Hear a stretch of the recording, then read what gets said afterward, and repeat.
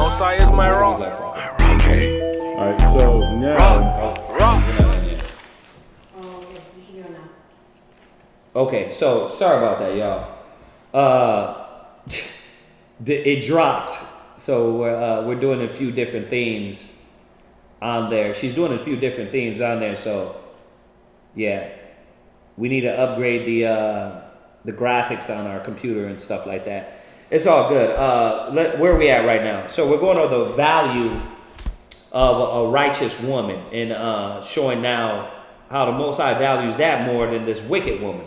All right, where are we at? So we're at Proverbs chapter 31 and verse 12. Yeah, Proverbs 31 and 12. It says, she will do him good and not evil all the days of her life. So again, you made the statement before we had cut off, was that she's not just looking well to the goings of her husband, but as far as her family, the children. She's being a role model and an example for the children what to aspire to be like. Right. That's what this woman is doing. She's doing a good service to her household, not an evil service to her household. And to her nation. Right. See, but once again, it all goes back to, am I, when I look at these qualities of the scriptures, and I have to start embodying these qualities and what the Most High wants from me, right? Am I going to run from that? You got a lot of sisters that's running from these qualities that you can become, but you got to let go a lot of the past things that are holding you back, and I'm saying this because through experience, man, you see a lot of sisters, man, you could be great. You could do a lot of great things. It's right up there with men, but you sit back and you're still letting bitterness of anger or your past life or something that happened to you, or you're letting all that weigh you down. You got to start being that virtuous woman, man. All right. Verse 13. Right. Verse 13. She seeketh wool and flax and worketh willingly with her hands. So she's not scared to put in work for her house. She's not scared to put in work for her nation. First and foremost, she's not scared to do what's acceptable in the eyes of the Most High. That's this virtuous woman. Go ahead. She is like the merchant ship. She bringeth her food from afar. She riseth also while it is night and giveth meat to her household. So she's still ministering for the people that serve her. Right. And think about how much humility, how you have to condescend to a low estate to do that. For a woman to get up at night and giveth meat to her household and a portion to her maidens, that takes humility, and it takes a meek mind to do something like that. So you can see the type of integrity that you have to start aspiring to be. These are the qualities that's going to make it in the kingdom, man. Just think about it. No hood rat, no hoes, no sluts, no thoughts, no whores are going to make it into the kingdom. And this ain't just, obviously we're going over something for women, but once again, same thing for the men. Ain't no thugs, ain't no killers, ain't no weed heads, ain't no dope heads, ain't no pimps making it into the kingdom. We ain't going to be a kingdom of pimps and hoes. We're going to be a kingdom of kings and priests. So, come on. Verse 16. Verse 16. She considereth a field and buyeth it. And the fruit of her hands, with the fruit of her hands, she planteth a vineyard. So now, you know what these bulk of scriptures are showing right here? We talked about it earlier, one of the negative attributes. Her being idle. Right. That this woman is not idle. Right. She's innovative. She's a thinker. Right. She's motivated. Right. And this is one time, man, I got to really give praise to my ribs, because your rib too, these sisters in our school, oh man, I'm not going to lie, man. Like I walk in my kitchen at 2 a.m. and my ribs there doing soaps. They're doing bath bombs. They're doing the things to make the business function, and at the same time, being that wife, being the mother, and being the example, all these qualities together is what the Most High is going to lead these women into the kingdom. Right. You see, but it's those things that value, you got to value more. And let me say this. You can't be angry and bitter and upset doing it. So a lot of y'all that come in and you start seeing the works of the women that are ministering, that are doing and putting their hand to the plow, you got to do that because you see the value in doing good and being the woman the Most High wants you to be. Not because your husband forces you, not because if you have to, you might feel bad, but really because you want to. Just like you did everything in the world. But just going back, this is the value of a righteous woman and what she needs to be. Right, like the scriptures that talks about the Most High, he wants a cheerful giver. He wants that cheerful woman that's doing these things from the heart. Right. Colossians 3 and 3:23. Right. Just on that, because we mention it all the time in training. But this is what that is. Right. Colossians 3 verse 23. And whatsoever ye do, do it heartily, as to the Lord and not unto man. So this virtuous woman, in her eyes, she's serving the Lord by doing these things. And that's where her mind's fixated on. That's why she's not idle.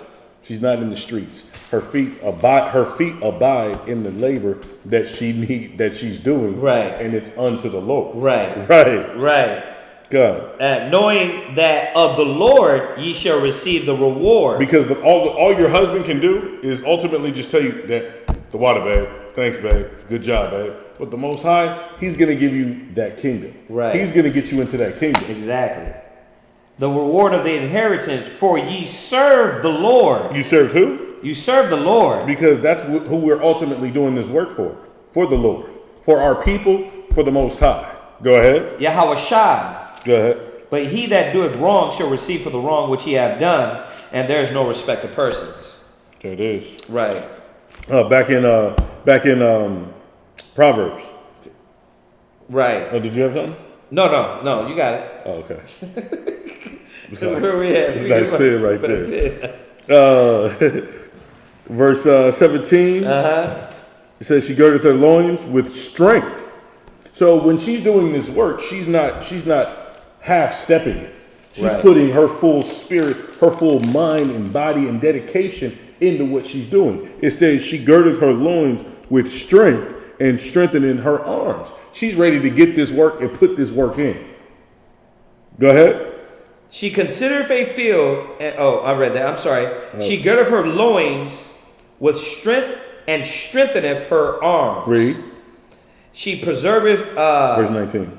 Verse 19? Yeah, verse 19. She layeth her hands to the spindle, and her hands hold the distaff. So she's always you see the characteristics. You see the characteristics of this woman is that she's always trying to put in work. She's not becoming complacent because I like this one because it goes right to what a lot of sisters are going to be doing for the Passover. They're going to be sewing. How many of y'all sisters, you can answer this yourself, came in the truth and said, sewing? Psh, nigga, I ain't going to be doing no sewing. Right? So what, they over there sewing like handmaids or something? Damn. Like, yes, they're sewing. They're literally sewing, making their garments. But they do everything. That's the point of Proverbs 31 is that coming into this righteous woman, Quantazab said it best the other day in class, though. He said, it's not that the man is going to sit around on his ass, but the woman ain't going to sit around on her butt either. Right. You know what I mean? You both are supposed to be ministering and working in the body in your job, with your talent, on your level, and moving and doing the work of the Most High. Nobody's supposed to be sitting around. And that's what you're seeing here. This woman, she's not sitting around. She's, the more I go through these scriptures, I'm kind of like proud of my ribs. I'm like, okay, y'all, you're doing the sewing, you're doing the cooking, you're doing the. Let me go over here and take care of the kids, and then let me go ahead and do the bath bombs. But that keeps them not idle. Mm-hmm. That keeps them busy. Now there's less. Oh, we're arguing about this or that and this, especially when you do it with a whole heart unto the Lord. It's like, okay, man, I'm doing the work of the Most High right now, right? Verse 20. Verse 20. She stretcheth out her hand to the poor, yea, she reaches forth her hands to the needy. So she's not stingy. She's always looking to see. She's always stretching out her hands to people who are in need. She's always looking to lend a lending hand. Now, can I say this on this one? Give a lending hand. Yeah, give a lending hand. Yeah. This, you got to remember that everything you're doing is for the nation. It's not the job. Like, and get what I'm saying? Like, women, they get so caught up into the job. Okay, I'm doing the job. Oh, but I'm doing my job. Leave me the hell alone. No. Why are you doing your job? Right. Right? Why are you doing these things in your house, your family, your nation? To please the Most High. Mm-hmm. If you get caught up in just the momentum and robotics of your job and your duty, you're going to lose focus on pleasing the Most High and get caught up in just the momentum and the robotics of what you're doing. Mm-hmm. And listen, if I'm lying, I'm dying. You know, you sisters do that, and you get in your mold and you figure, I'm going to just cut everything out. I'm doing my job. Shut the hell up. No, it has to be, I'm doing this for the Most High. So my character, this new sister comes in. Mm-hmm. She needs these qualities that I have. The only way you're going to give her those qualities if you understand the value of what you're doing and what you're learning, and not just being robotic. So basically, you have a job within a job. Yeah. So while we're doing garments and we're sewing, I got to put my spirit into you as well as put my spirit into what I'm doing, and not be like, you know what, she ain't get it. She don't want to get it. No, you still got to go through the steps to show that sister. These are all the things, man, that are going to be done in the kingdom. The love, the charity, the long-suffering, the patience, the kindness. And that's what this verse, I like it. She stretches out her hand to the poor. Yea, she reaches forth her hands to the needy. Mm-hmm. That's beautiful. Verse 21. She is not afraid. She's not afraid. No, she's not letting anything hold her back. She doesn't have any type of excuse or reason why she can't get the work done. But you know, I like that. That goes to that First Peter's where it says it's not of any amazement. Right. It's not like, you know, if somebody try to put you on the spot and try to, oh, you stupid for doing this. You're not amazed at that. You're level-headed enough to be able to say, no. First of all, why am I dumb to do the things that supposed to come naturally to a woman? Like, what the heck happened to the natural things that a woman just naturally is embedded in them to do? Yeah. What you know? You don't remember, Grandma? You was like, Grandma can cook. Oh. She be cleaning. Right? Grandma walk around with the dress on. Yeah, the house dress. Yeah, you know, like, damn, that's Grandma. It's naturally embedded in them. And when doing all this stuff, and then the baby crying, she picked the baby up, and what she do to the baby? She put the baby on the side. She put him around the back. Yeah, she like, baby, you know, I got you. Right, she had fun. Yeah. She had fun with him and calmed that spirit down. It's like when you see that grandma, it's like those days are gone. Because they took away what virtues were. Right. They took away these virtues from this woman, man. She is not afraid of the snow for her household, for all her household are clothed with scarlet. So everybody's taken care of in the house. Not just the house, though, the body of the camp, the body of Israel. She's not just looking out for her well-being and her house's well-being. She's looking to see if that sister needs help. How can I better help this sister to better her household? Mm-hmm. She's not just looking on her own self. A couple of characteristics, a couple of things, you know, just primary examples of like displays of humility and virtuousness in sisters. I wanted to touch on Rebecca. Genesis chapter 24, verse 63. Right. Genesis what? 24, 63. Genesis 24. Genesis 24, verse 63. Now, if you know, because we touch a lot of Old Testament in Sabbath classes, Rebecca was a nice woman. She was a well-respected woman. Because how do we know that? Because the Most High, He mentioned her name in this book. Mm-hmm.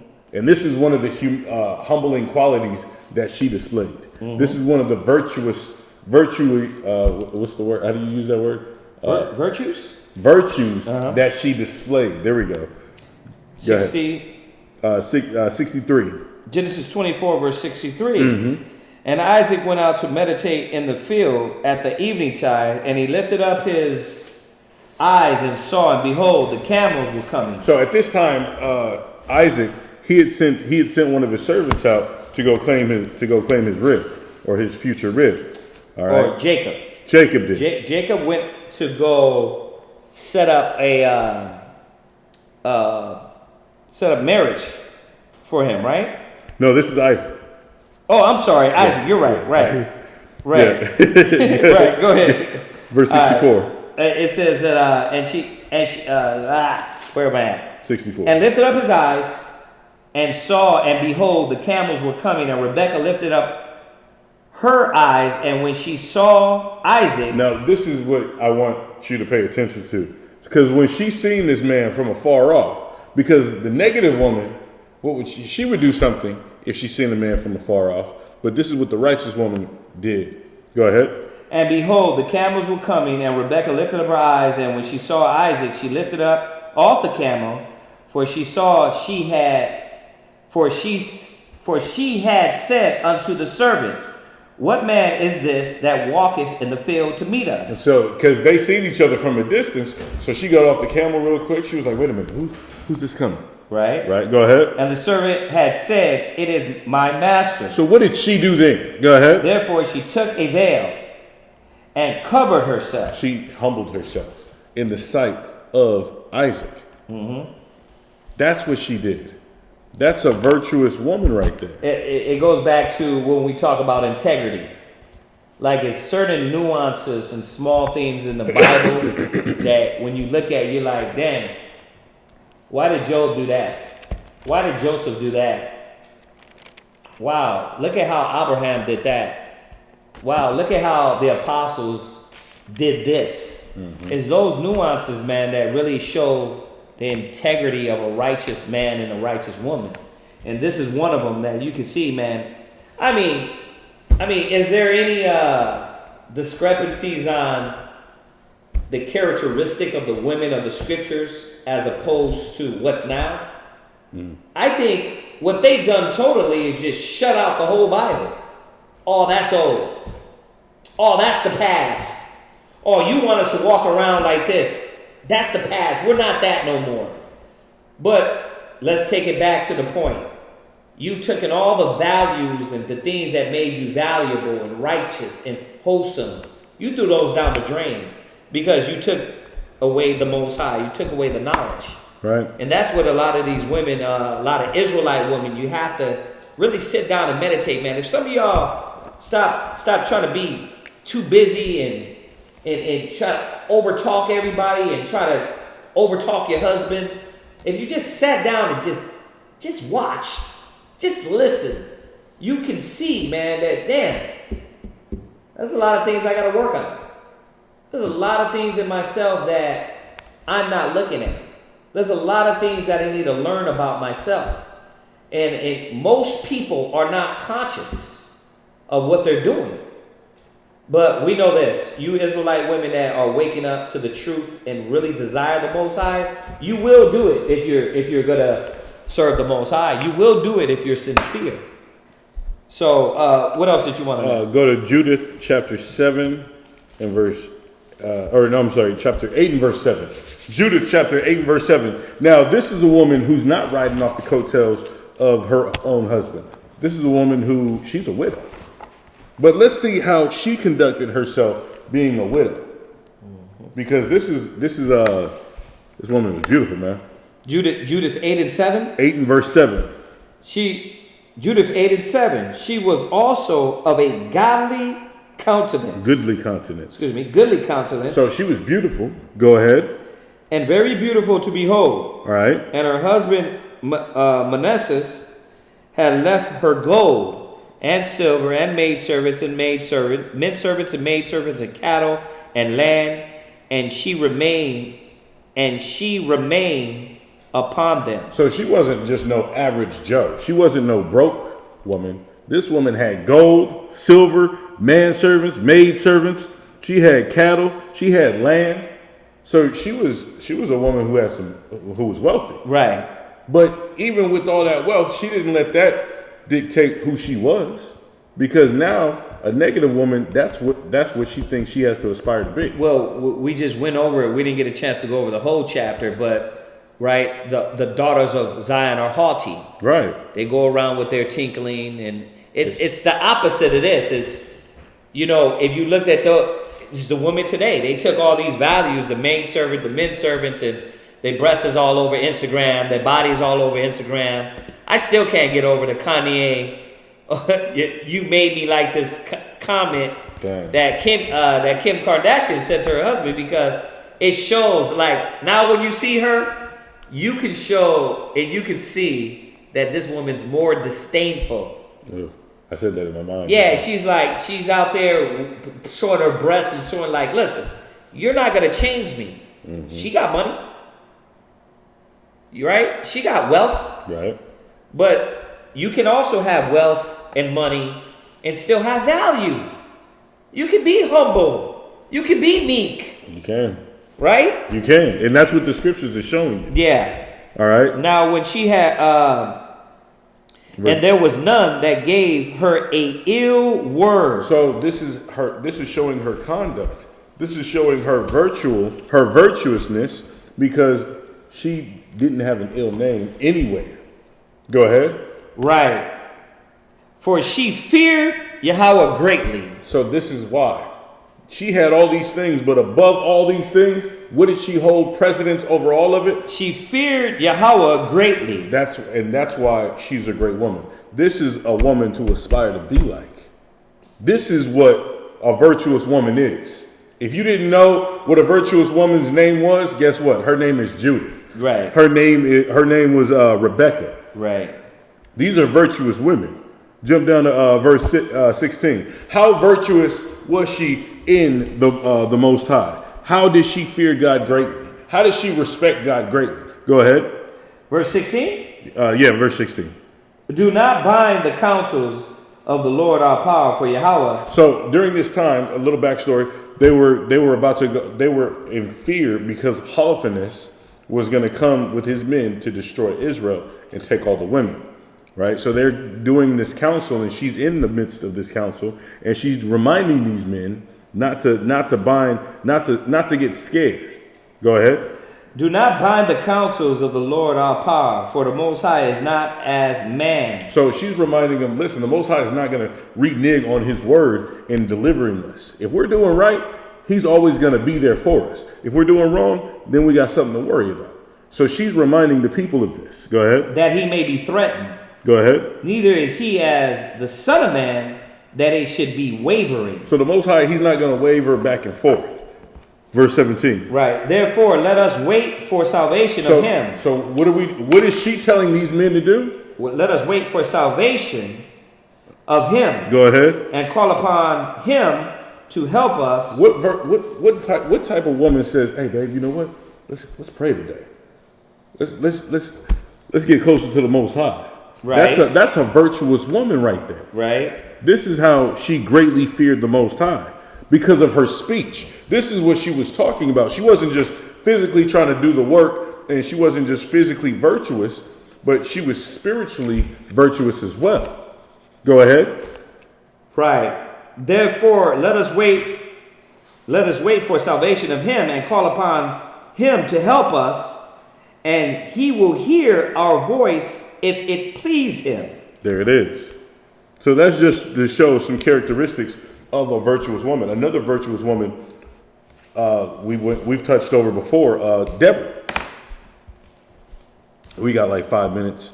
You know what? but yeah, you could read about Deborah. There's a lot of virtuous women. Right. There's a lot of virtuous women, but this is one of the things that I really wanted to check out is where is it at?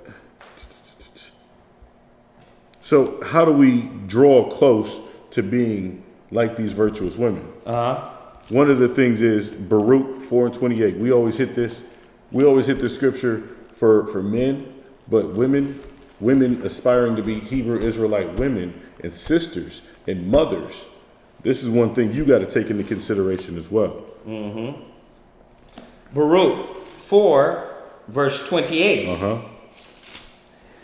For as it was in your mind to go astray from the Most High, so being returned, seek him 10 times more. So now you got to seek the Most High 10 times more. You thought the world had the answers. Guess what? They don't. The Most High, he has the answers.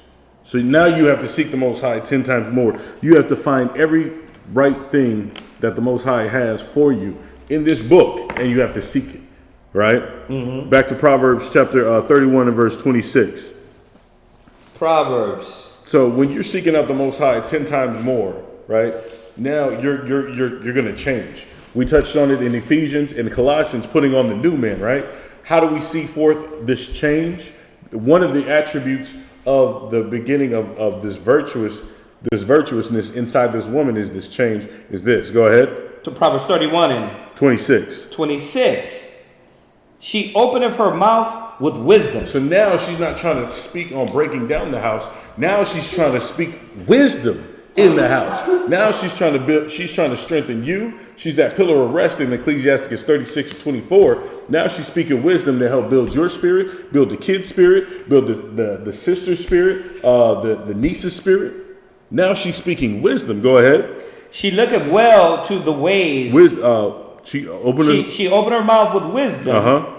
And in her tongue is the law of kindness. So now she's always talking about the word. So now during her off time, if she's not physically doing the bath bombs, doing the sewing, doing the cooking, doing the cleaning of the house, what is she doing? Her mind's occupied in this word. On your car ride to work, what are you doing? You got the audio Bible on. What else are you doing? You're listening to a previous class.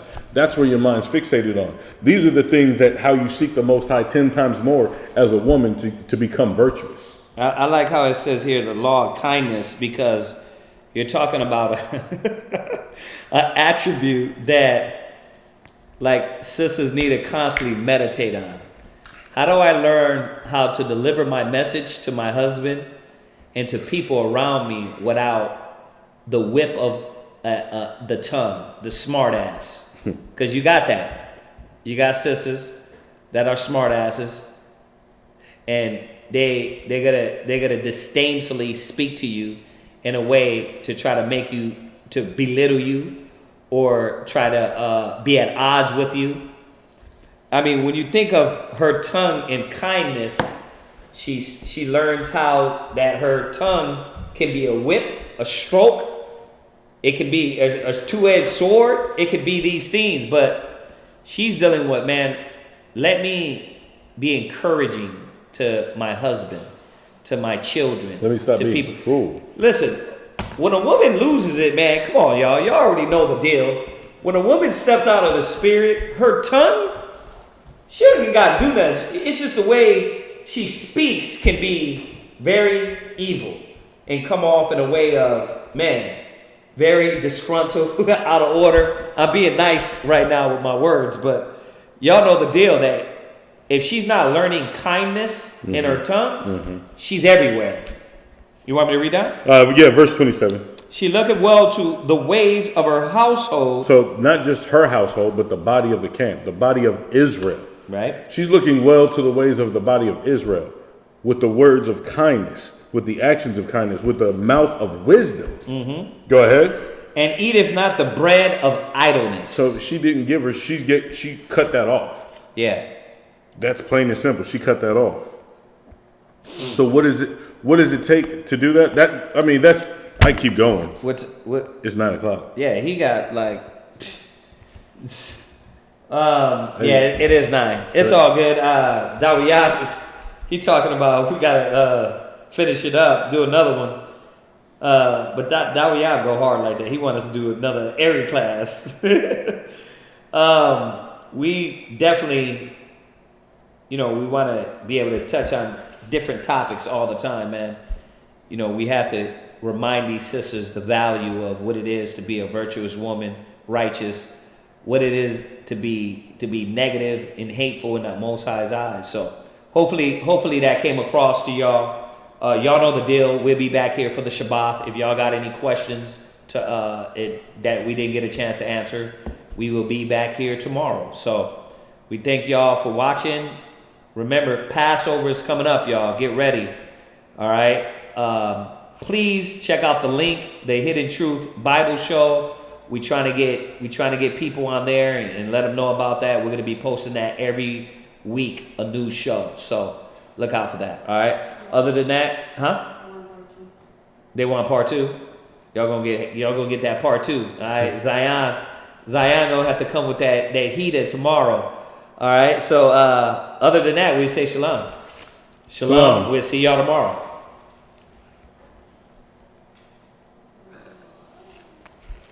So if I take it from over here, put it in.